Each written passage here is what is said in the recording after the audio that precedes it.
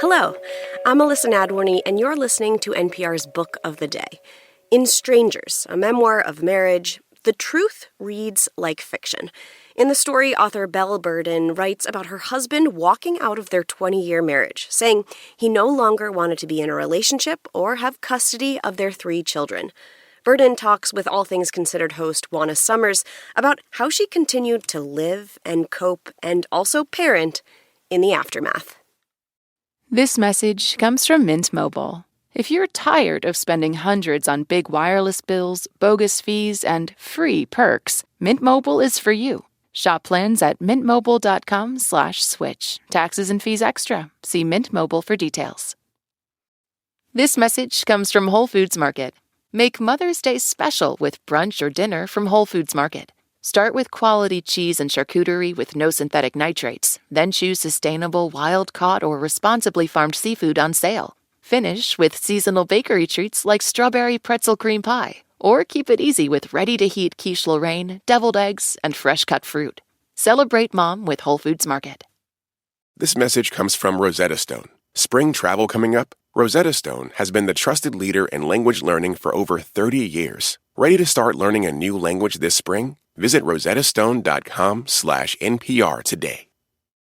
Have you ever had that experience? No matter who you talk to, your mom, your friend, your coworker, they're all telling you you've just got to read this book.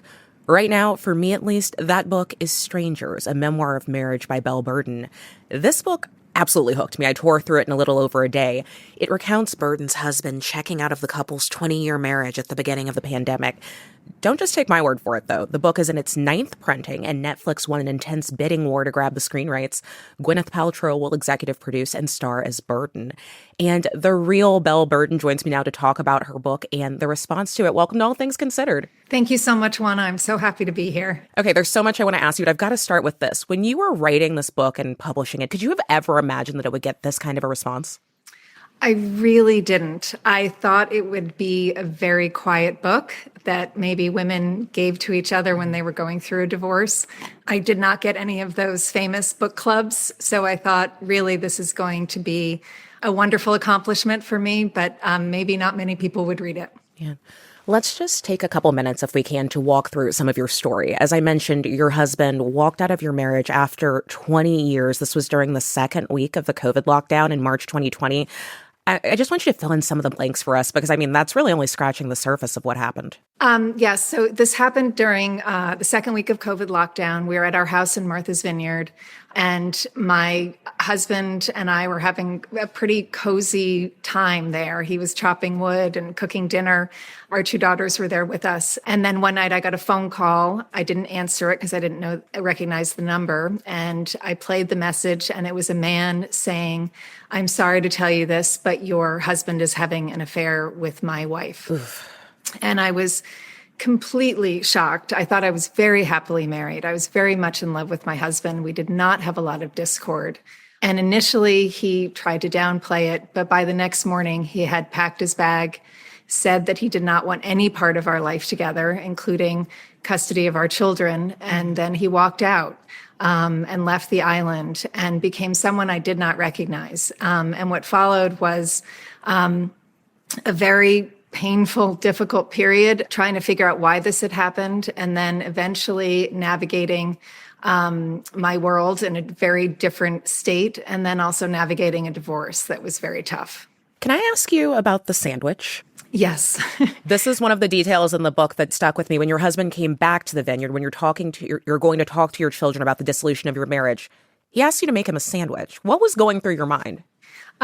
So he had just told them that he hadn't been happy and that he wanted a divorce.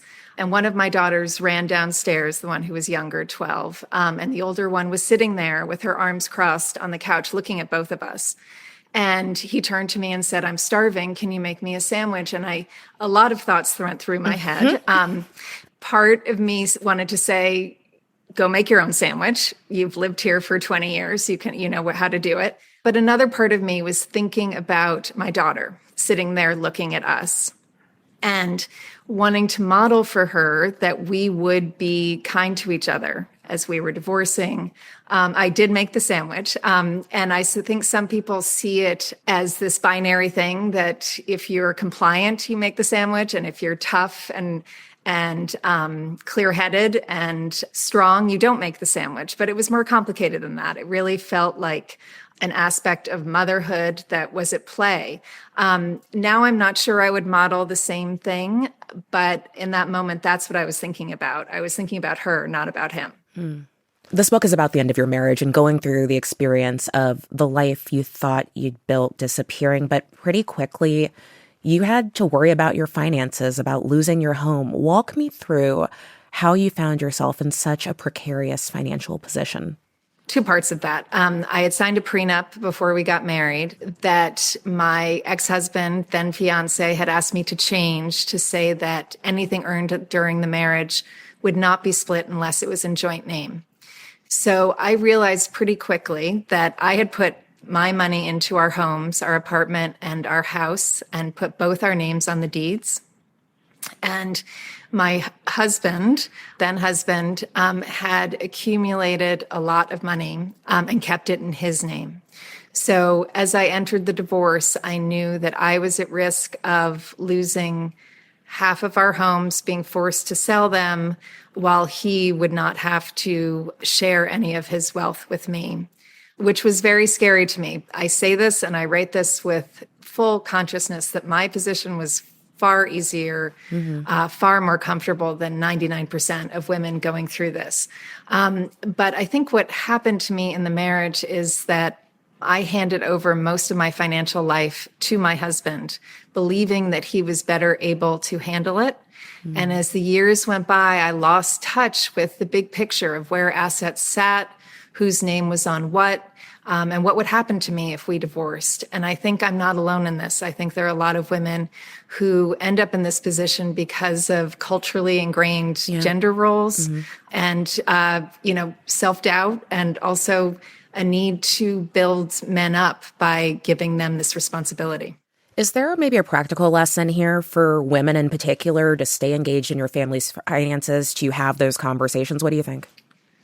Absolutely. I think women should have those conversations with their partners at least quarterly, have a deep understanding of what their financial picture is, what assets are where, whose name is on what, and really know, even if they're incredibly happily married, what would happen if the relationship ends. I've already heard of women forcing these conversations or asking for these conversations. I've heard about all-girls schools where they're going to be creating financial literacy classes in response to the book, and that makes me incredibly happy. How do you view the best-selling author that's sitting here having this conversation with me, who's about to be portrayed by Gwyneth Paltrow, in comparison to that woman at the beginning of your story who was on that bathroom floor in March of 2020? It is astonishing to me. It's 6 years later to go from there, which was literal. I was on the bathroom floor, to here, to speaking with you, potentially having this movie made is absolutely incredible. I could not have written this story. And I do think that even though other than death or illness, this was one of the worst things that could have happened to me because I valued my family so much. Now I'm actually happy that it happened because I never would have found this life as a writer. And also to have, autonomy over my life is a pretty wonderful thing. How does that feel, getting that autonomy? It feels great. I think that during my marriage, it scared me, the idea of being in charge of financial life, making decisions on my own, not having my husband's opinion, that really scared me. But what I've realized is it's a pretty terrific feeling to wake up in the morning and know that you're making decisions for yourself and for your kids on your own. Belle Burden is the author of Strangers, a Memoir of Marriage. Belle, thanks so much. Thank you so much, Juana. This message comes from Mint Mobile. If you're tired of spending hundreds on big wireless bills, bogus fees, and free perks, Mint Mobile is for you. Shop plans at mintmobile.com/switch. Taxes and fees extra. See Mint Mobile for details.